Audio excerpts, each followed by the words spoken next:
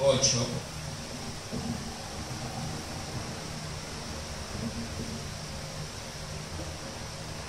capítulo 8, versículos del 1 al 6. Vamos a ponernos todos de pie.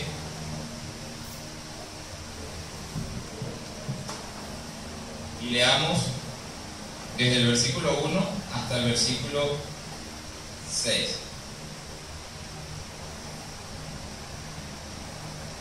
Venido el mes séptimo, los hijos de Israel estaban en sus ciudades, y se juntó todo el pueblo como un solo hombre en la plaza que está delante de la puerta de las aguas.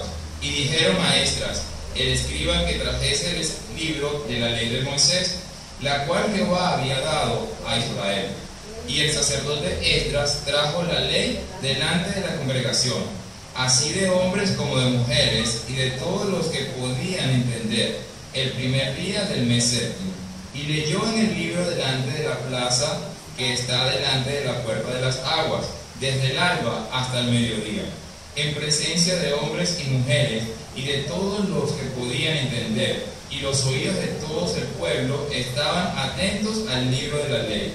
Y el escriba Esdras estaba sobre un púlpito de madera que había hecho para ello, y junto a él estaban Matatías, Sema, Anías, Urías, Hilcías y Masías a su mano derecha, y a su mano izquierda Pedaías, Misael, Malquías, Asum, Asbadana, Zacarías y Mesulam. Abrió pues Esdras el libro a ojos de todo el pueblo, porque estaba más alto que todo el pueblo, y cuando lo abrió todo el pueblo estuvo atento. Bendijo entonces Esdras a Jehová, Dios grande, y todo el pueblo le respondió, amén, amén, alzando sus manos, y se humillaron y adoraron a Jehová, inclinados a tierra. Oremos. Padre Santo, gracias por tu palabra, gracias por la palabra que has dejado, que has revelado para aquellos que quieran escucharla, para aquellos que atentos su corazón quieran entender cuál es tu perfecta voluntad, Señor. Gracias porque tú nos has permitido a las vasijas de barro, al polvo de la tierra, venir a adorarte, venir a humillarse delante de ti. Yo te pido, Señor, que seas tú abriendo el entendimiento de cada uno de los que estamos acá. Abre los oídos espirituales, los ojos, Señor, para que veamos conforme a tu palabra, conforme a tu sabiduría y no conforme a la sabiduría humana. A mí, Señor, te pido que me des de todo lo que necesito, Señor, para predicar tu palabra, que sea el Espíritu Santo tomando de lo que hay y dándolo, Señor, acá. Que yo no hable tontería humana, Señor. Perdóname, Señor, si he hablado alguna vez cosas que no provienen de ti. Enséñame, Señor, y enséñanos a todos y cada uno de los que estamos acá tu palabra, Señor. En el nombre de Jesús te lo pedimos. Amén. Pueden sentarse.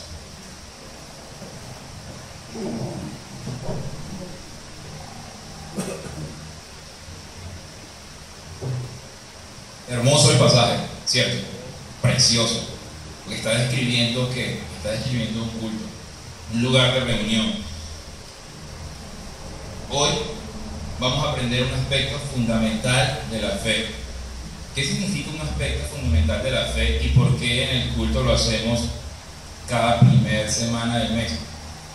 Un aspecto fundamental de la fe es algo que sin eso, nosotros no podemos tener la vida de fe. Por eso es fundamental que viene de fundamento. Como una casa que tiene su columna, y que si usted le quita una columna, la casa ¿qué? Se va a caer. Se va a caer. Entonces es vital para la vida de fe que nosotros entendamos la riqueza de la palabra y todo lo que la palabra tiene. Todo lo que la palabra tiene. ¿Cómo dice el sermón del día de hoy? Vamos a leerlo ahí juntos. Debajo de donde dice Nehemías. Dice, inquiera, indague diligentemente, escudriñe, conozca, esfuércese, trabaje y sirva en el poder de Dios. O sea, para las cosas de Dios. O sea, para el Espíritu que nos ha sido dado a cada uno de nosotros. Inquiera, busque diligentemente. Hoy vamos a entender que necesitamos escudriñar la palabra para que el Espíritu pueda ser transformado. A veces nos conformamos con venir el domingo al culto. A veces nos conformamos con venir a la vigilia o con tener una enseñanza algún día de la semana. Pero cada uno debe tener su propia vida de fe con el Señor, individual, sin importar si usted está casado o está soltero. Cada uno debe tener su vida individual con el Señor, sin importar la cantidad de horas de trabajo que usted tenga, sin importar el tiempo que usted le dedique a otras cosas. Si usted no está anhelando la palabra de Dios, algo está pasando con su espíritu. Y no seamos tan tercos como para porfiar eso. Entendamos lo que dice la palabra, hoy lo vamos a entender. Hoy es más fácil que en cualquier otra época, porque el celular más sencillo tiene la Biblia. Y tienen la Biblia. Yo tenía un teléfono que tenía la Biblia, que yo la ponía a sonar y hablaba. Sonaba yo no soy muy bueno para la tecnología, lo reconozco, y yo escuchaba eso, yo decía, no puede ser que yo tenga tal acceso a la palabra de Dios que ni siquiera necesite leerla, sino que me la pongo en el oído y alguien está ahí hablando. Entonces realmente es más sencillo cada vez. Cada uno debería esforzarse, indagar, escudriñar. La Biblia es el libro que habla acerca de Dios. La Biblia es el libro mediante el cual Dios se ha revelado para que el hombre pueda conocerlo. El hombre, en su ignorancia, ha pretendido conocer a Dios. Nosotros hemos intentado conocer a Dios, ¿y qué fue lo que nos salió? La religión. Eso fue lo que nos salió. Por eso hay tantas religiones, porque hay tantas personas intentando llegar a Dios. Imaginen un arquero con una flecha. El arquero está lanzando flechas al cielo. ¿Hasta dónde llega la flecha del arquero más fuerte, con más músculo? ¿A dónde llega? ¿Cuántos metros podría llegar? No sé, 200, 300 metros, 500 metros, 1 kilómetro. Lo dudo, pero así es el hombre intentando llegar a conocer a Dios, pero no lo logra, porque no le es permitido. Lo que sí le es permitido al hombre es recibir lo que Dios está mandando, la revelación que Dios está dando. El hombre solamente tiene que hacer ¿qué? Abrir su corazón y recibir lo que Dios ha revelado a través de su palabra. No existe otra revelación, no existe otro libro. Si alguien me dice que hay otra revelación, hoy día se puede ver incluso una nueva revelación. Corra con toda su fuerza y vaya a la palabra, porque no hay nueva revelación, ya está todo en la Biblia para que las personas que anhelen conocer lo que Dios está mostrando reciban lo que Él está diciendo. Ahora imaginen que yo, en lugar de hacer eso, hago esto. Entonces, todos nuestros problemas, todos, incluyéndome yo, todos nuestros problemas en la vida de fe vienen por la falta de comunión que pueda yo tener con Dios a través de la palabra. Si yo no estoy escudriñando la palabra, allí está. ¿Cuál es el problema? Usted está escudriñando la palabra, usted está haciendo la vida de fe, usted está sirviendo, porque para servir necesita conocer cómo Dios quiere que lo sirvan. Porque a veces nosotros creemos que servimos a Dios. Yo antes creía que servía a Dios y hacía muchísimas cosas, pero a medida que fui estudiando la palabra me di cuenta de que estaba gastando mucho tiempo, pero que las cosas, los mandatos, porque ni siquiera es que sean consejos de Dios, el mandato que Jesús estaba dando no lo estaba haciendo. Para eso necesito escudriñar, y eso vamos a hacer hoy. Dice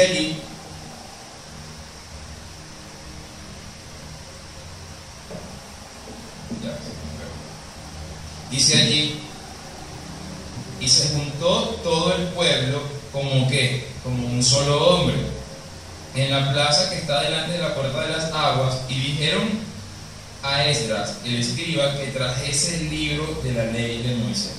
¿Quiénes se juntaron? El pueblo. ¿Quiénes le dijeron a Esdras? A lo mejor Esdras estaba en su casa viendo una película y fueron y lo buscaron. Búscate por favor el libro de la ley y léelos. El sacerdote trajo el libro de la ley delante de la congregación, así como mujeres de todo y hombres, y todos los que podían entender, y dice luego que él la leyó, y estaban, en el 3 dice, y los oídos de todo el pueblo estaban atentos al libro de la ley. Se da cuenta que esto no tiene nada que ver con Esdras, que era el escriba que estaba leyendo. Se da cuenta que los que quisieron ponerse de acuerdo fueron el pueblo. Se da cuenta de los que lo buscaron para que les leyese la palabra fueron el pueblo. Se da cuenta que los que estaban atentos a lo que él decía fue el pueblo. Se da cuenta que Dios no tiene nada que ver con eso. Dios ya reveló la palabra, Él ya la dejó, y depende de nosotros anhelarla, depende de nosotros obedecerla, depende de nosotros querer estar atentos a lo que la palabra de Dios está diciendo. Juntos como congregación, en la soledad de su casa con su esposa o su amigo, en un estudio bíblico, y en la soledad de su cama, de su hamaca, de su sillón, usted y el Señor nada más. Es igual. Yo quiero estar atento a lo que Él está diciendo, despierto.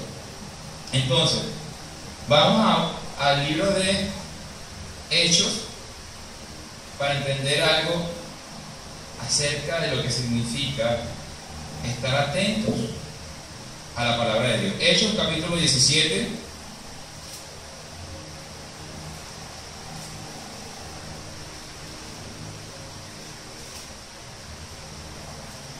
Versículos 10 y 11. Dice: inmediatamente los hermanos enviaron de noche a Pablo y a Silas hasta Berea, y ellos, habiendo llegado, entraron en la sinagoga de los judíos. Y estos eran más nobles que los que estaban en Tesalónica, pues recibieron la palabra con toda solicitud, escudriñando cada día las Escrituras para ver si estas cosas eran así. Dice que ellos salieron de noche de un lugar llamado Tesalónica y fueron a un lugar llamado Berea, era otro lugar. Pero lo interesante de los versículos es que está diciendo que los que vivían en Berea eran más nobles. Más nobles. ¿Por qué eran más nobles los que estaban en Berea que los que estaban en Tesalónica? Según el versículo. Dice: porque recibieron la palabra con toda solicitud, con toda atención. Pero no solamente eso, sino que escudriñando cada día las Escrituras para ver si estas cosas eran así. ¿Qué hicieron ellos? Llegó Pablo. Vamos un segundo al mismo capítulo, versículo 5, del 5 al 7. Esto es lo que había pasado antes. Vamos a retroceder la película. Esto es lo que pasó en Tesalónica. Entonces los judíos que no creían, teniendo celos, tomaron consigo a algunos ociosos hombres malos, y juntando una turba, alborotaron la ciudad, y asaltando la casa de Jasón, procuraban sacarlos al pueblo, a Pablo. Pero no hallándolos, trajeron a Jasón y a algunos hermanos ante las autoridades de la ciudad, gritando: estos que trastornan el mundo entero también han venido acá, a los cuales Jasón ha recibido, y todos estos contravienen los decretos de César, diciendo que hay otro rey, Jesús. Esto es lo que pasó en Tesalónica. A Pablo intentaron prenderlo, a Pablo y a los que estaban predicando, pero no lo lograron porque Pablo se escapó. Entonces, ahí vemos los dos casos: el que quiere recibir la palabra y el que no quiere recibir la palabra, el que está atento a la palabra y el que no está atento a la palabra. El que no está interesado en recibir la palabra, con él no va a pasar nada, su espíritu se pierde, pero no va a haber ninguna evolución en el camino de fe, porque no entró, nunca entró, se quedó afuera. El que entró y escuchó la palabra y la recibió en su corazón, entonces ese es el que va a tener el cambio en la vida de fe, ese es el que su vida va a cambiar para siempre, no solamente el día del culto, sino de ahí en adelante la vida va a cambiar, la vida de fe se va a transformar, porque el espíritu va a pasar de muerte a vida. Lo interesante, lo que queremos, mejor dicho, aprender hoy, es que ellos escudriñaban la palabra para ver si lo que Pablo decía era verdad. Hoy vamos a aprender sobre Dios, que Dios conoce mis pensamientos. Dios sabe con qué disposición quiero yo ir a rendirle culto. Dios sabe con qué disposición yo quiero no ir a rendirle culto. Dios sabe con qué disposición de corazón quiero yo conocerlo y saber de Él. Con qué honestidad quiero yo saber acerca de sus cosas. Para poder entender esto, vamos a saber quién era Pablo. Vamos a Hechos 22, versículo 3.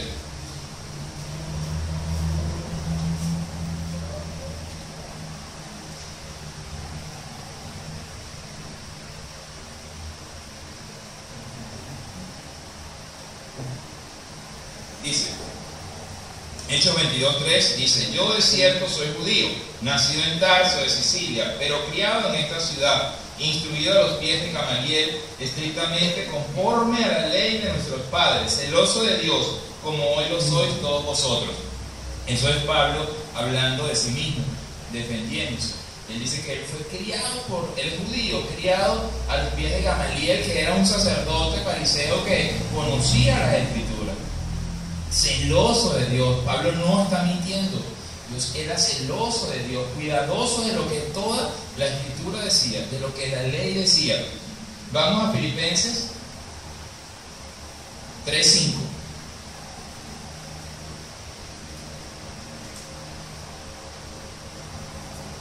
Sigue hablando acerca de Pablo. Circuncidado al 8º día, del linaje de Israel, de la tribu de Benjamín, hebreo de hebreos, en cuanto a la ley, fariseo.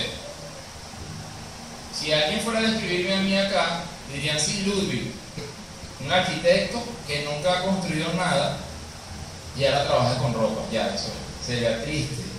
Pero cuando describen el título de Pablo es de la tribu de Benjamín, circuncidado al 8º día. Circuncidado al 8º día, cuando uno lee el libro de Levíticos, lo lee en su casa, Levíticos capítulo 12, habla acerca de que el niño varón debía ser circuncidado al 8º día. Eso lo mandaba la ley. No todo el mundo lo cumplía. El que lo cumplía era porque era con lo que decía la ley, procuraba cumplir todas las ordenanzas de la ley. Y Pablo, aún desde su niñez, porque eso no dependía de él, fue la forma en que lo criaron. Circuncidado el 8º día, de la tribu de Benjamín, hebreo de hebreo, en cuanto a la ley, fariseo. Pablo no era cualquiera. A Pablo le conocían antes como perseguidor de la iglesia y luego como pilar de la iglesia, como pilar del cristianismo, del Cristo que había sido crucificado. Sin embargo, cuando Pablo llega a Berea, nadie se come el cuento de Pablo. ¿Qué hacen las personas de Valencia? Digamos que Pablo llega a Valencia. ¿Qué hicieron? Cuando Pablo se iba, ¿ellos qué hacían? Vamos a ver si lo que dijo Pablo era verdad. Así deberíamos ser todos nosotros. Ninguno de nosotros debería comerse lo que yo diga o lo que diga cualquiera, sino que deberíamos escudriñar y confirmar todo lo que la palabra está diciendo. ¿La palabra qué es? Imaginen, ¿quién ha hecho jugo de parchita? Para poder colar las pepas de la parchita, después que han sido licuadas en la licuadora, la pepita queda muy molida. ¿Qué se necesita? Un buen colador bien cerrado. Bien cerrado. Entonces, imaginen que la Biblia es ese colador y usted toma lo que está diciendo cualquier persona, no importa si la persona es cristiana, evangélica, católica, testigo de Jehová, no importa. Igual usted lo toma y lo echa allí, y lo echa allí. Lo que pase, el jugo que pase al vaso, ¿usted qué hace? Se lo bebe deliciosamente. Y lo que quede arriba, no importa quién lo haya dicho, ¿usted qué hace? Lo bota en la papelera. Al igual que las pepas de parchís. Nadie se come eso. Ningún loco se va a comer eso. Entonces, solamente así yo puedo tener la certeza espiritual de saber que lo que yo estoy recibiendo es alimento para mi espíritu, para yo poder obedecer, para yo poder saber que soy guiado derechito en el camino del Evangelio que dejó ¿quién? Jesús. Que dejó Jesús. ¿Qué pasa con la palabra de Dios? Aquí dice escudriñe, revise, lea, inquiera diligentemente. Vamos a 1 de Pedro 1:10. Me encantó el pasaje que leímos, que ellos estaban desde la salida del alba hasta el mediodía. A mí me gustaría saber qué pasa si nosotros estamos desde la salida del alba hasta el mediodía aquí. ¿Qué pasa? Algunos se van, pero algunos se van a quedar. Algunos van a anhelar que yo no me canso, yo no me sacio, yo tengo hambre espiritual. Primera de Pedro, capítulo 1, versículo 10. Dice: los profetas que profetizaron de la gracia destinada a vosotros inquirieron diligentemente, indagaron acerca de esta salvación. Ese versículo le queda perfecto a cualquier cristiano, a cualquiera. ¿Qué hicieron? Profetizaron de la gracia destinada a vosotros, inquirieron y diligentemente indagaron acerca de esta salvación. ¿Por qué? Porque la fe de cada uno de nosotros debe ser fundamentada en la verdad. Nuestra fe debe ser que cuando nosotros nos pregunten, ¿tú por qué crees en Jesús? Porque yo creo en... Y nosotros no nos quedemos callados, sino que le digamos, yo creo en Jesús por esto, porque fue anunciado por más de miles de años, por un montón de profetas, y todas las profecías se cumplieron, y todo se sigue cumpliendo. Y cuando le pedí perdón, me perdonó, y mi espíritu fue transformado. Y antes era un malvado, y ahora sigo siendo un malvado, pero tengo a Cristo en mi corazón, y todos los días me transformo, y cada vez más voy muriendo a ese malvado para vivir en santidad. Entonces, y diligentemente indagaron acerca de esta salvación. ¿Qué es esto lo que pasó en mi vida? Esa es la vida. Primera de Corintios 2,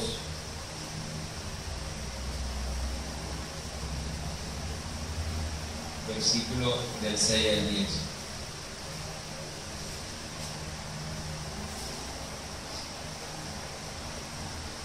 ¿Para qué escudriñamos nosotros la Escritura?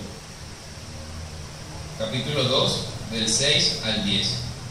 Dice: sin embargo, hablamos sabiduría entre los que han alcanzado madurez, y sabiduría no de este siglo, ni de los príncipes de este siglo que perecen, mas hablamos sabiduría de Dios en misterio, la sabiduría oculta, la cual Dios predestinó antes de todos los siglos para nuestra gloria, la que ninguno de los príncipes de este siglo conoció, porque si la hubieran conocido, nunca habrían crucificado al Señor de la gloria. Antes bien, como está escrito, cosas que ojo no vio, ni oído yo, ni han subido en corazón de hombre, son las que Dios ha preparado para los que le aman. Pero Dios nos las reveló a nosotros por el Espíritu, porque el Espíritu todo lo escudriña, aunque aún lo profundo de Dios. Aún lo profundo de Dios.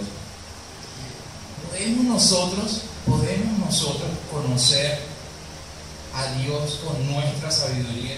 ¿Se puede conocer a Dios con la sabiduría humana? La Biblia está diciendo que no se puede. Que los príncipes de este mundo no tienen la sabiduría. Tienen su propia sabiduría, las flechas. Pero no tienen la sabiduría que viene de lo alto. Vayamos ahí mismo, 1 Corintios 2, continuemos desde el 11 hasta el 13. Porque ¿quién de los hombres sabe las cosas del hombre, sino el espíritu del hombre que está en él? Así también nadie conoció las cosas de Dios sino el Espíritu de Dios. Y nosotros no hemos recibido el Espíritu del mundo, sino el Espíritu que proviene de Dios, para que sepamos lo que Dios nos ha concedido.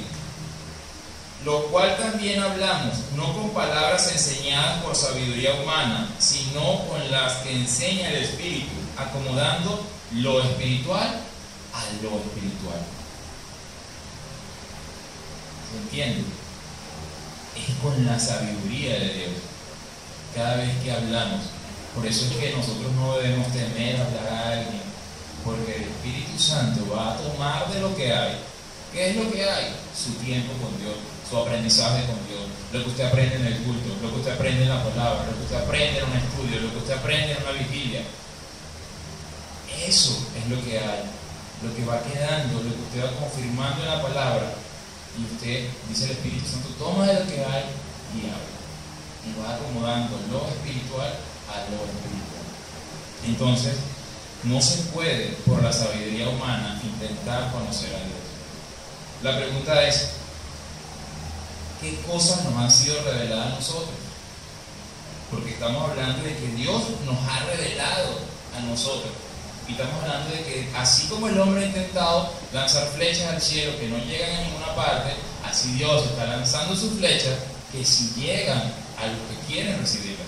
Vamos a leer Deuteronomio 29. Este es un versículo muy usado, durante muchas veces yo lo he escuchado, para que cuando no entendemos algo en la palabra, pues nosotros acudamos corriendo a él. Deuteronomio capítulo 29, versículo, está fácil de memorizar, 29. Dice: las cosas secretas pertenecen a Jehová nuestro Dios, mas las reveladas son para nosotros y para nuestros hijos para siempre, para que cumplamos todas las palabras de esta ley. Cuando nosotros no sabemos algo de la palabra, decimos, no, es que eso Dios lo tiene oculto, revelado, no lo ha revelado, eso está tapado. Si yo fuera humilde, yo debería decir, yo no he logrado entender ese pasaje, y lo estoy estudiando, y estoy orando, y busco en la palabra, y busco en diccionarios bíblicos, y le pregunto a mis amigos que conocen la palabra, porque no lo he logrado entender. Porque la Biblia está diciendo que las cosas ocultas pertenecen a Dios y las reveladas pertenecen a los hombres. La pregunta sería, ¿cuáles son las cosas reveladas a los hombres? Vayamos a Juan, al capítulo 15 de Juan. También fácil. Cuando alguien le diga, es que no, porque eso no ha sido revelado, usted, como él lo va a atacar con Deuteronomio 29, usted le va a contraatacar con Juan 15. Los dos son facilitos de memorizar. Juan 15, está Jesús hablando con sus discípulos y les dice: ya no os llamaré siervo, porque el siervo no sabe lo que hace su Señor. Pero os he llamado amigos, porque todas las cosas que oí de mi Padre os las he dado a conocer. ¿Cuántas cosas está dando a conocer Jesús de su Padre? Todas las cosas que escuchó del Padre, todas, no dice algunas. Todo lo que el Padre le dijo. Él no es un maestro, como esos maestros que son, no te voy a enseñar, o te doy un poquito. No, Él mostró todo. Él reveló todo lo que el Padre le está diciendo. Así son sus propias palabras las que están diciendo eso. Entonces, si yo no he logrado entender algo, así como todos nosotros no hemos logrado entender toda la Biblia, pero estamos escudriñando la palabra, lo más hermoso delante de los ojos de Dios es decirle: Señor, muéstrame, revélame, porque yo quiero conocer eso que no he aprendido de ti, que no he conocido de ti, eso que he escuchado. Yo quiero saber si es verdad. Ayúdame, muéstrame. Y Dios, que es bueno, ¿qué va a hacer? Lo va a ayudar, nos va a ayudar a cada uno. Mateo 11:25.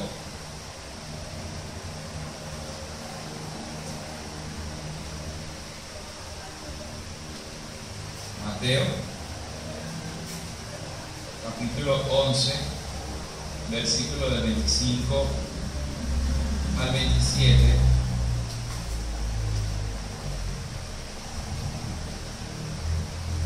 Dice: en aquel tiempo, respondiendo Jesús, dijo: te alabo, Padre, Señor del cielo y de la tierra, porque escondiste estas cosas de los sabios y de los entendidos, y las revelaste a los niños. Sí, Padre, porque así te agradó. Todas las cosas me fueron entregadas por mi Padre, y nadie conoce al Hijo sino el Padre, ni al Padre conoce a alguno sino el Hijo, y aquel a quien el Hijo lo quiera revelar. Cuando Jesús está diciendo que Él se sorprende, se agrada del Padre y alaba al Padre, porque el Padre, ¿qué hizo? Escondió la palabra ¿a quién? A los sabios, a los que no necesitan la palabra, a los que dicen yo no necesito. ¿A ustedes les ha pasado alguna vez que quieren predicarle algo a algún vecino o un amigo y esa persona le dice: ya va, espérate, yo tengo un amigo que a él sí le viene bien, porque él es delincuente, porque es drogadicto, porque es malvado? ¿Verdad que sí? Esa persona no necesita a Dios, según ella. Claro que lo necesita, al igual que todos los seres, todos los humanos, pero ella cree que no necesita a Dios, y eso la hace sabia delante de Dios. ¿Y Dios qué hace? Le encubre el entendimiento y no es. ¿A quién le revela Dios la palabra? A los que como un niño la creen, a los que la reciben. Así como un niño cree lo que le dice su papá. Su papá le dice que él es astronauta y el niño se lo cree. Se lo cree. Así que hace Dios, revela al que cree. ¿Usted quiere que Dios le revele? Cree. Deje de pelear con lo que usted cree acerca de Dios y crea lo que Dios está diciendo. Lo que usted crea y lo que yo piense acerca de Dios no tiene ninguna relevancia delante de lo que la palabra está diciendo. Porque la palabra viene ¿de dónde? De arriba. Y nuestras flechitas apenas llegarán a unos metros. Pero a los que reciben la palabra, hay un salmo que dice que el siervo brama y que se mete en el agua y abre la boca y recibe toda el agua que viene de la corriente de frente y abre la boca. Así debemos ser nosotros. Pelear con la palabra, sino recibir la palabra. En Juan 1:18 dice: a Dios nadie le vio jamás, el unigénito Hijo del Padre, Él lo ha dado a conocer. Leímos ahorita: nadie conoce al Padre sino quién. Mire, la Biblia tiene todo el sentido común. Cuando uno le arranca la religiosidad que el hombre le ha impuesto a la palabra, entonces uno entiende. ¿Quién puede conocer más a un hijo? El padre, la madre. Eso es indiscutible. ¿Y quién puede conocer más a un padre? El hijo. ¿Quién puede dar a conocer mejor a su papá? Pues yo no conozco a su papá, o a lo mejor sí lo conozco. Yo conozco a la mamá de Jan, pero yo no puedo saber más de la mamá de Jan que Jan. Y yo no puedo saber más de Jan que lo que la mamá sabe de él. Jesús está diciendo que nadie conoce al Padre sino el Hijo. Y el Hijo, nadie lo conoce sino el Padre. Y el Hijo lo revela a quien Él lo quiera revelar. Pero no es que Jesús es malvado, a que elige a dedo a quien lo quiere revelar, sino que a los que quieren recibirla, a los que están sentados hoy allí, nadie los obligó a ustedes a venir de acá. Nadie. Ustedes diligentemente hoy se despertaron, se bañaron, se alejaron. ¿Por qué se bañaron hoy?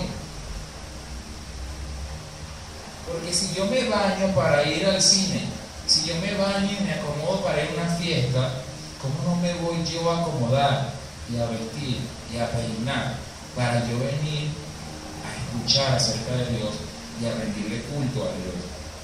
Porque lo que está haciendo usted hoy aquí es recibiendo el mandamiento en su corazón de juntarse como congregación y rendirle culto al Dios vivo. A mí me gusta cuando era un poco más joven, había una comiquita que se llamaba Mazinger Z, yo creo que todo el mundo la ha visto, pero a mí me gustaba más otra, que se llamaba Vengador a mí.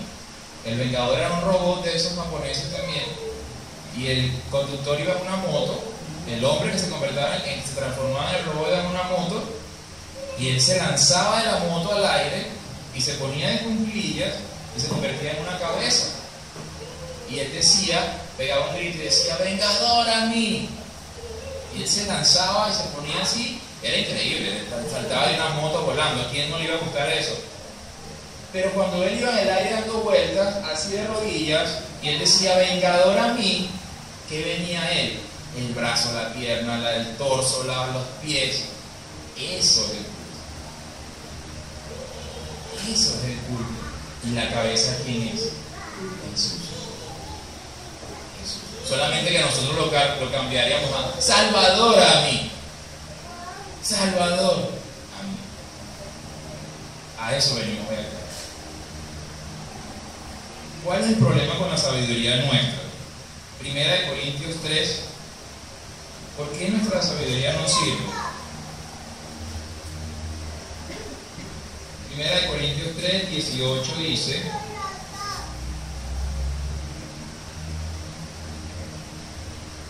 hasta el 20. Nadie se engaña a sí mismo. Si alguno entre vosotros se cree sabio en este siglo, hágase ignorante para que llegue a ser sabio. Porque la sabiduría de este mundo es insensatez para con Dios. Pues escrito está, Él prende a los sabios en la astucia de ellos. Y otra vez, el Señor conoce los pensamientos de los sabios que son vanos. Nadie se engaña a sí mismo. Nadie se caiga a coba a sí mismo. Porque el Señor conoce ¿qué? Nuestros pensamientos. Entonces es imposible engañar a Dios. Al contrario, sea más bien honesto con Dios. En Romanos 12, del 14 al 16, dice: bendecid a los que os persiguen, bendecid y no maldigáis, gozaos con los que se gozan, llorad con los que lloran, unánimes entre vosotros, no altivos, sino asociando con los humildes. No seáis sabios en vuestra propia opinión. No seáis sabios en vuestra propia opinión. Sigamos a Jeremías para confirmar. Lo hermoso de la palabra es que la palabra de Dios no necesita que usted la interprete. No necesita la palabra de Dios ser interpretada, porque Dios es suficientemente sabio para dar a conocerla. O mejor dicho, ¿qué significaría interpretar la palabra? Parece confuso lo que estoy diciendo. Yo cuando tenía 14 años de edad, yo tocaba un instrumento en una orquesta sinfónica que se llamaba corno francés, un instrumento de metal, de viento. Y cuando íbamos a tocar una partitura, por decir, la novena sinfonía de Beethoven, que todo el mundo se la sabe, ¿cómo dice? Ta, ta, ta, ta. ¿Quién interpretaba mejor la partitura? El que quisiese hacer lo que a él le pareciese más bonito, así fuera bonito, o el que fuera fiel a la partitura. El que fuera fiel a la partitura. Yo me mataba estudiando porque me avergonzaba, de paso sonaba durísimo, y si me equivocaba toda la orquesta, todo se notaba, porque suena un poquito menos fuerte que un trombón. Imagínense lo duro que suena. El trombón es el que así de duro sonaba. Entonces yo trataba de estudiar y estudiar para que las notas que yo tocara y soplara, eso sonara donde y cómo tenía que sonar. Eso es interpretar una partitura. Es igual con la palabra. Eso es interpretar la palabra, ser fiel a la palabra, recibir lo que la palabra está diciendo. Y si yo no lo entiendo, Señor, ayúdame, porque no lo he entendido. Señor, abre mi entendimiento. Entonces, la palabra está una y otra vez, de punta a punta, confirmándose a sí misma lo que ella va diciendo. Por eso yo no puedo extraer un versículo al azar y sacar toda una predicación de ahí ajena al resto de la palabra. Yo tengo que navegar en toda la palabra y ella misma me va a ir abriendo el entendimiento, diciendo y confirmando todo lo que Dios está revelando. En Jeremías capítulo 17, un versículo que yo creo que todo el mundo ha escuchado.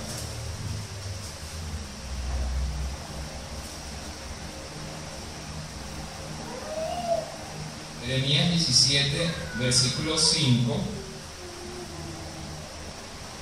dice: así ha dicho Jehová, maldito el varón que confía en el hombre y pone su carne por su brazo y su corazón se aparta de Jehová.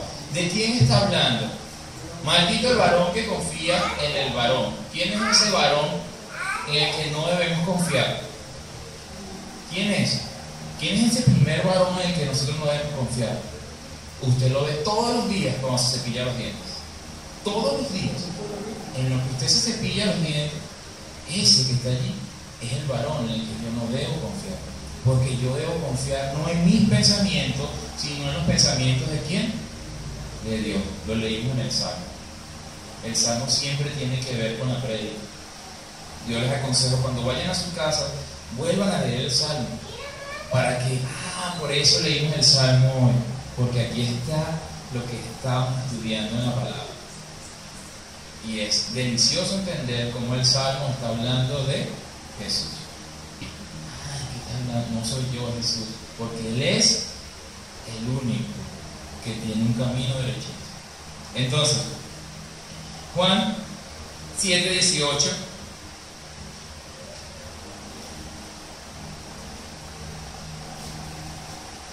dice: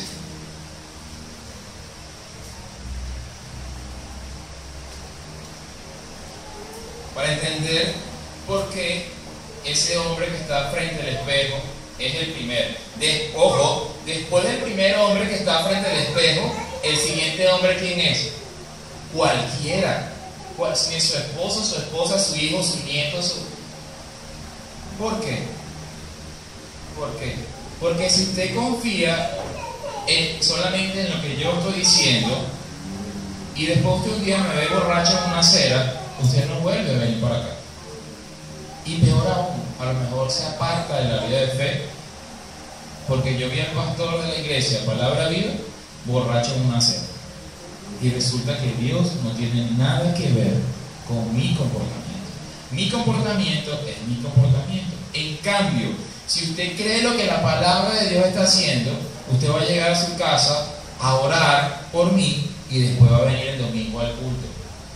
Porque usted vino a rendirle culto al Dios vivo.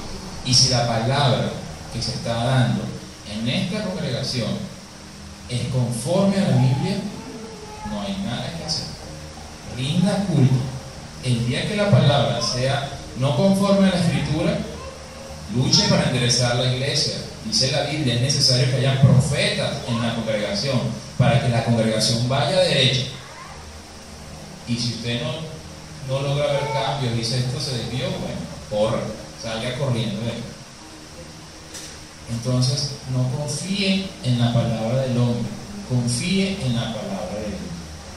Porque solamente el Hijo conoce al Padre y Él lo ha dado a conocer. Dice en Juan 7, versículo 18: el que habla por su propia cuenta, su propia gloria busca, pero el que busca la gloria del que le envió, este es verdadero y no hay en él injusticia. Vayamos ahí mismo al capítulo 8 de Juan, versículo 44. Dice: vosotros sois de vuestro padre el diablo, y los deseos de vuestro padre queréis hacer. Él ha sido homicida desde el principio y no ha permanecido en la verdad, porque no hay verdad en él. Cuando habla mentira, de suyo habla, porque es mentiroso y padre de mentira. ¿Por qué no hay verdad en Satanás? ¿Por qué no hay verdad? Porque habla de quién, de suyo mismo, porque busca su ¿qué? Su propia gloria.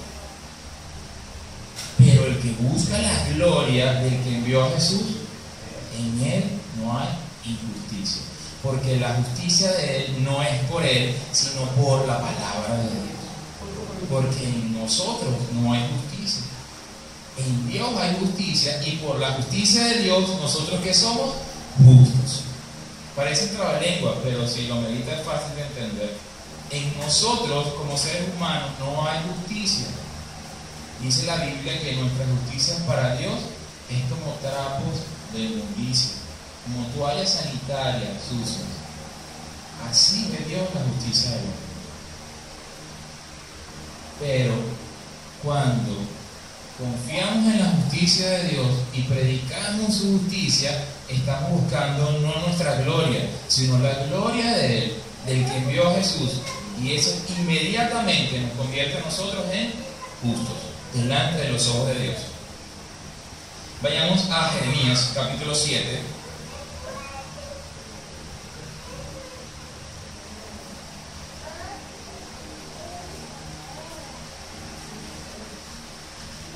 Desde el 1 hasta el 8.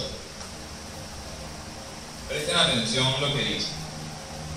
Palabra de Jehová que vino a Jeremías diciendo: ponte a la puerta de la casa de Jehová y proclama allí esta palabra y di: oíd palabra de Jehová todo Judá, los que entráis por estas puertas para adorar a Jehová. Así ha dicho Jehová de los ejércitos, Dios de Israel: mejorad vuestros caminos y vuestras obras, y os haré morar en este lugar. No fiéis en palabra de mentira diciendo: templo de Jehová, templo de Jehová, templo de Jehová es este. Pero si mejoraréis cumplidamente vuestros caminos y vuestras obras, si en verdad hicieres con justicia entre el hombre y su prójimo, y no oprimieres al extranjero, al huérfano y a la viuda, ni en este lugar derramaréis la sangre inocente, ni anduviereis en pos de dioses ajenos para mal vuestro, os haré morar en este lugar, en la tierra que di a vuestros padres para siempre. Está hablando del cielo, está hablando de la promesa. Pero ¿qué está diciendo? No vengan diciendo templo de Jehová, templo. No busquen la palabra de mentira, no busquen lo que ustedes piensen, sino que pongan su corazón a la verdad y vivan una vida de fe real. Aquí está hablando de la ley, por eso habla: si ustedes de verdad están obedeciendo la ley, están cuidando a las viudas, están cuidando a los huérfanos, están siendo buenos con su prójimo, no oprimen al extranjero, no derraman sangre inocente. Para nosotros, ¿qué es? Obedecer la palabra que Jesús está dando. Si ustedes de verdad están obedeciendo la palabra, entonces yo no estoy diciendo: Señor Jesús, Señor Jesús, Señor Jesús. No, yo estoy: Señor Jesús, dime qué más tengo que hacer en mi vida de fe, porque anhelo hacer más en mi vida de fe. Y allí está todo en la palabra. En Lamentaciones, está al lado de Jeremías, ahí camino un poquito. Lamentaciones, capítulo 3, versículo 40 al 42, dice: escudriñemos nuestros caminos y busquemos y volvámonos a Jehová. Levantemos ¿qué?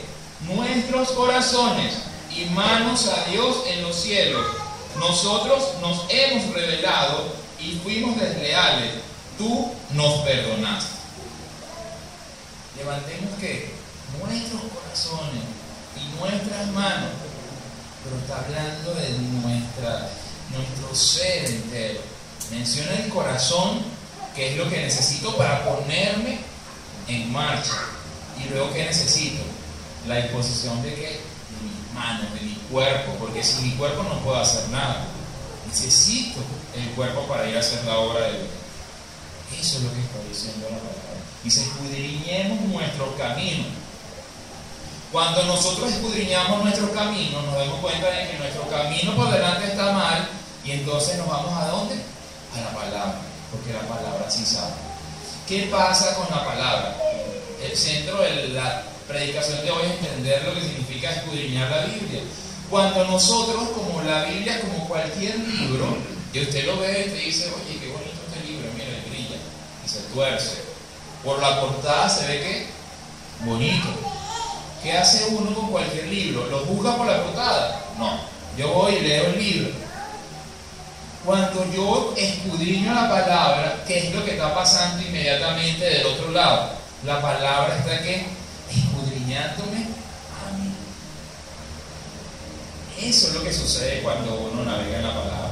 Por eso usted está leyendo la palabra y se llevan lágrimas. Por eso está leyendo la palabra y se siente como la peor cucaracha. Por eso usted está leyendo la palabra y se alegra del gozo. Por eso, porque cuando usted lee la palabra, a diferencia de un libro que lo está alegrando en el alma, y no dice, oye, qué bueno ese libro que leí, y lloré también. ¿Cuál es la diferencia? Porque también yo he llorado con libros. ¿Quién dice que no? Y uno se ríe solo. La diferencia es que la transformación que hace la palabra en la persona que tiene la actitud humilde delante de ella, no es hecha en el alma ni en la carne, sino en ¿dónde? En el espíritu. Entonces, nosotros juzgamos la Biblia, pero lo que está pasando realmente es que el que está saliendo juzgado somos nosotros. Para Dios, por la bondad de Dios, no porque Dios sea malvado. Leamos lo que dice el Proverbio 28:13.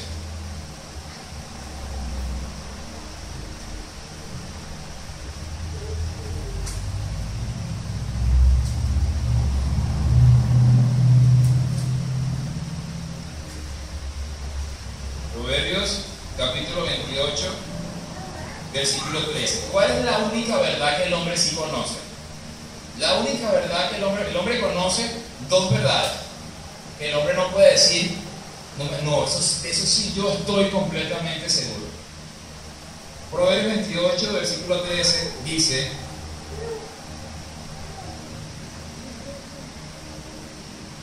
el que encubre sus pecados no prosperará, mas el que los confiesa y se aparta alcanzará ¿qué? Misericordia. ¿Qué sabemos nosotros?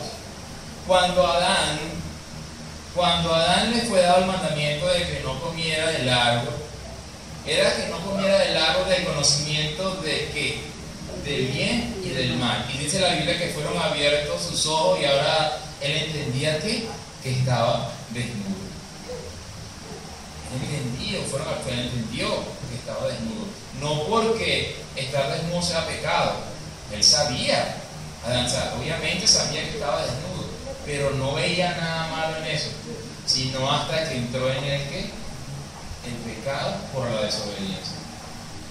El árbol de conocimiento del bien y del mal. Lo que sí sabemos nosotros es cuando hacemos algo malo. Hasta los perros saben cuando hacen algo malo, ¿cierto? Porque Dios puso que en el hombre conciencia. El hombre sabe, no importa la tribu que sea, el hombre sabe cuando hace algo malo.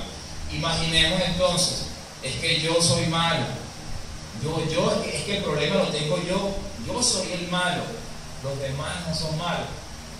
Veamos qué dice la Biblia. Salmos 51.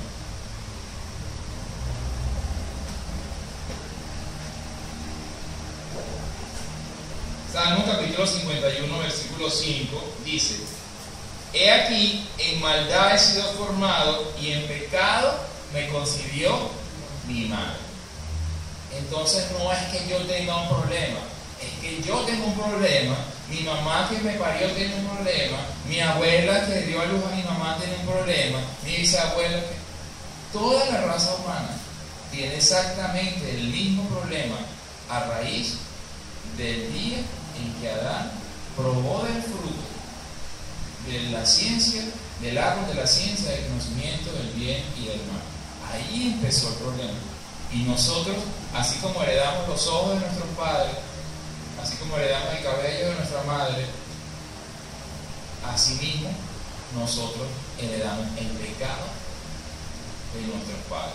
Y ellos, el de sus padres, y ellos, el de sus padres, hasta llegar a ¿dónde?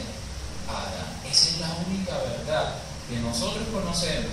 Y cuando, como leímos ahorita en el proverbio, y cuando nosotros no encubrimos nuestros pecados, sino que los confesamos, ¿qué alcanzamos? Misericordia de Dios.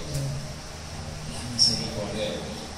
¿Por qué? Porque no me estoy haciendo sabio yo en mi propia opinión, sino que estoy creyéndole a la palabra. ¿Qué podemos nosotros hablar de la palabra? Muchas cosas. Mire, la palabra dice 2 de Pedro que tenemos la palabra profética más segura, dice la palabra. Dice leámoslo rápidamente, 1 Timoteo 1:5.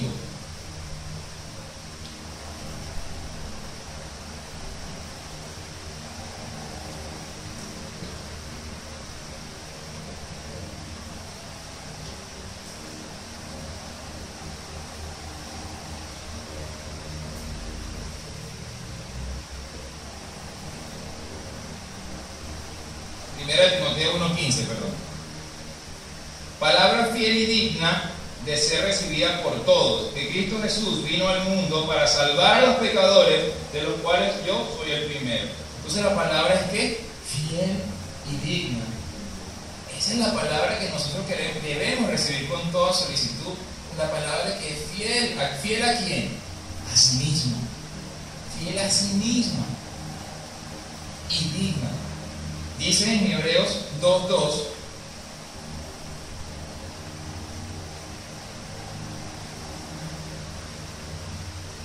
porque si la palabra dicha por medio de los ángeles fue firme y toda transgresión y desobediencia recibió justa retribución, ¿cómo escaparemos nosotros si descuidamos una salvación tan grande, la cual, habiendo sido anunciada primeramente por el Señor, nos fue confirmada por todos los que oyeron? La palabra que nosotros estábamos recibiendo fue confirmada por un montón de personas que dieron a Jesús.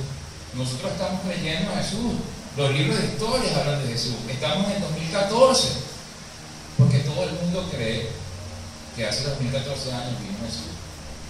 Entonces, que nosotros no nos quedemos hasta ahí, sino que entendamos que fue confirmada por los discípulos, por los que lo vieron, por los que vieron a Jesús caminando y dieron testimonio acerca de él y escribieron acerca de él. Primera de Pedro 1:24.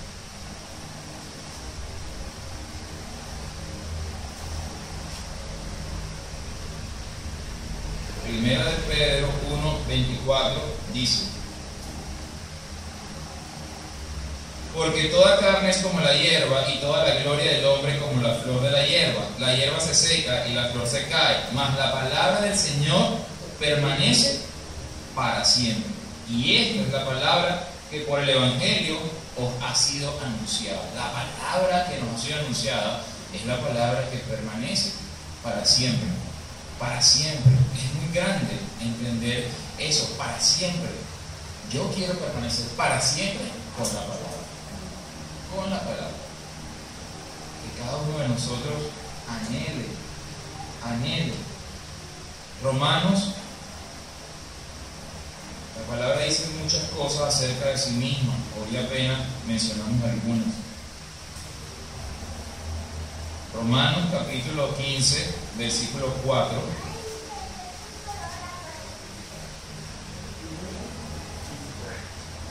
Dice: porque las cosas que se escribieron antes para nuestra enseñanza se escribieron, a fin de que por la paciencia y la consolación de las Escrituras tengamos esperanza.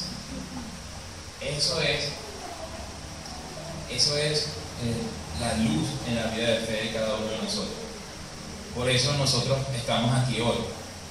Porque si nosotros no tuviésemos la esperanza de que un día vamos a ser salvados, o salvados no, ya hemos sido salvados, pero vamos a ser llevados por Cristo y vamos a ir al reino de los cielos, no estaríamos aquí.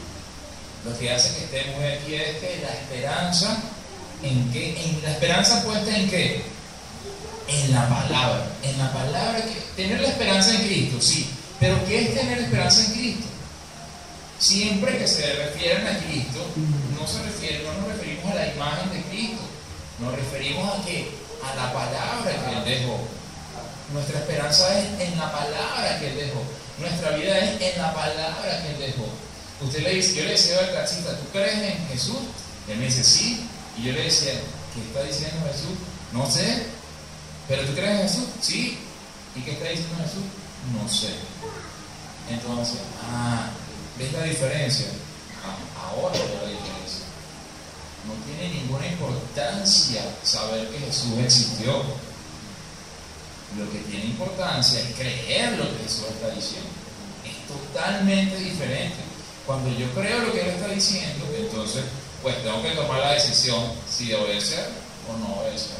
Pero para los que vivimos bajo la esperanza de la vida eterna, ¿vamos a qué? A esforzarnos a obedecerle con todo nuestro ser.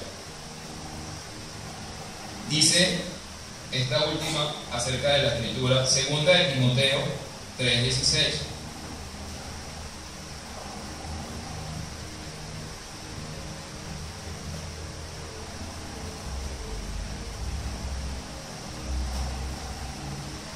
Segunda de Timoteo 3:16 dice: toda la escritura es inspirada por Dios y útil para enseñar, para redarguir, para corregir, para instruir en justicia.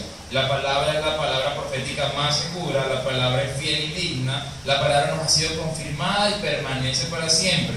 La palabra nos enseña y es la esperanza que tenemos nosotros para vivir creyendo en la vida eterna que solamente Jesús provee. Y la palabra es útil para todas estas cosas. Pero ¿cuál es el propósito? El propósito de la escritura. Hace algún tiempo, cuando nuestra hermana Tatiana llegó de Rusia, nosotros grabamos las prédicas acá para luego montarlas en Facebook.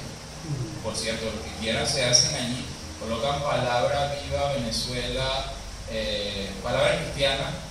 Iglesia Cristiana Palabra Viva Venezuela, y allí van a ver la página de la iglesia de esta congregación. Y allí estamos comenzando a montar las prédicas, también en YouTube pueden revisar. Y Tatiana, nuestra hermana Tatiana, grababa las prédicas con su celular. El celular que ella tenía era un celular bien moderno. ¿Qué hacía? Como los celulares de muchos de nosotros, grababa a cámara, servía para llamar, tenía internet. ¿Qué más tienen los teléfonos de hoy día? ¿Cómo? Radio, televisión. Juegos, televisor, radio, calendario, alarma. Cuando ella regresó de Rusia, yo le dije: ¿y tu teléfono? Y ella me dijo: se me dañó. Y yo le dije: pero lo hubieras traído porque tu teléfono nos hubiera servido para seguir grabando las prédicas, porque la cámara era muy buena. Ella, el teléfono se quedó en Rusia, pero si el teléfono estuviera hoy aquí grabándonos, ese teléfono estaría cumpliendo su propósito. No, porque no sirve para qué, para llamar. No sirve para grabar, pero el teléfono no sirve para el propósito para el cual fue creado. Y el propósito para el cual fue creado el teléfono fue para ¿cuál? Para llamar por teléfono, para comunicarnos. No estaría grabando, pero no serviría para llamar. ¿Qué dice la escritura en Juan capítulo 5, versículo 39?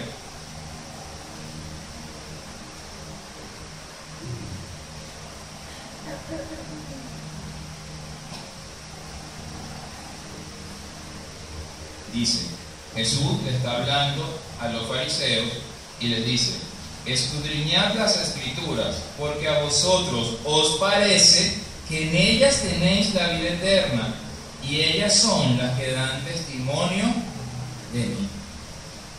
Entonces, ¿cuál es el propósito de la escritura?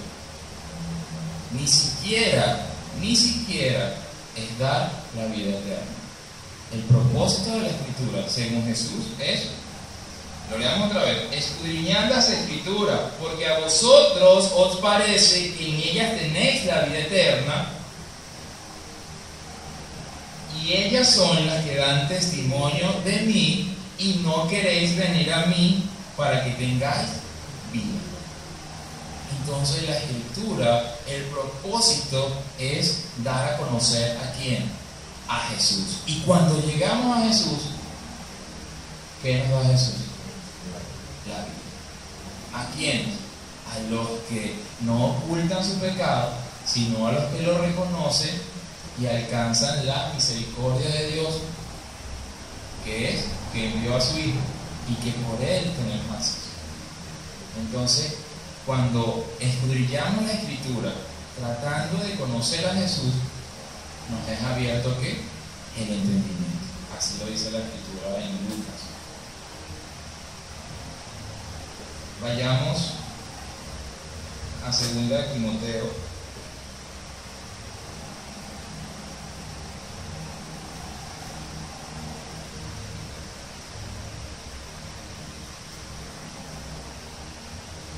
Capítulo 3, versículo 15, para entender todavía más profundo el propósito de la Escritura. Y que desde la niñez ha sabido las Escrituras, y que desde la niñez ha sabido las Sagradas Escrituras, las cuales te pueden hacer sabio, para la salvación por la fe que es en Cristo Jesús. Ahora ya no está hablando de mi sabiduría. ¿Me puede hacer sabio en qué sabiduría? En la sabiduría de Dios. ¿Para alcanzar qué? La salvación. Para ser sabio en la salvación.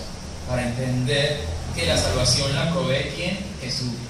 Este versículo se amarra completito con el que acabamos de leer. Para hacernos sabios en la salvación por la fe que es en Cristo Jesús. Y para eso necesito conocer a Cristo Jesús, y para eso necesito leer lo que Jesús está diciendo y lo que toda la palabra está diciendo desde que anuncia Jesús, desde el capítulo 1, versículo 1 del libro de Génesis, y descubrir todo acerca de Jesús. Dice ahí mismo, no se vayan,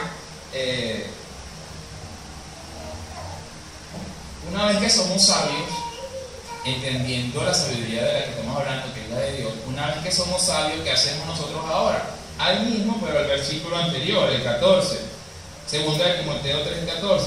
Pero persiste tú en lo que has aprendido y te persuadiste.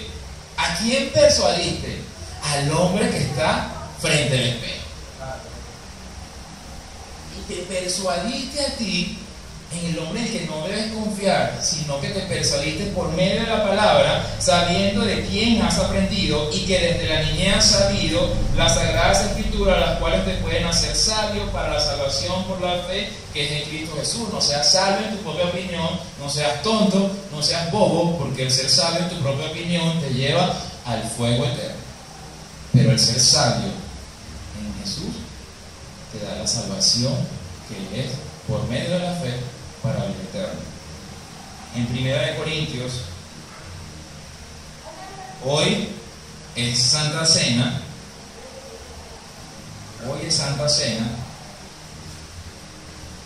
Y vamos a preguntarnos cuál es el propósito de toda la Escritura. Si bien es dar a conocer a Jesús para que seamos salvos, ahora que somos salvos, ¿qué hacemos? Retenemos la enseñanza. ¿Para qué? ¿Para qué? Ya hemos sido rescatados del fuego eterno, porque hemos creído a Jesús, porque hemos creído lo que las Escrituras dicen de Él. Ahora retenemos la palabra. ¿Para qué retenemos la palabra? 1 Corintios, capítulo 11, versículo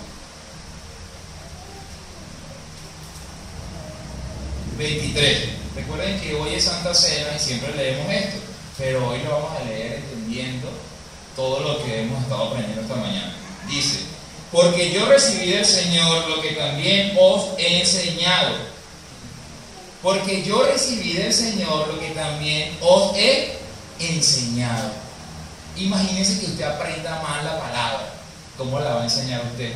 Mal. Imagínense que usted se coma todo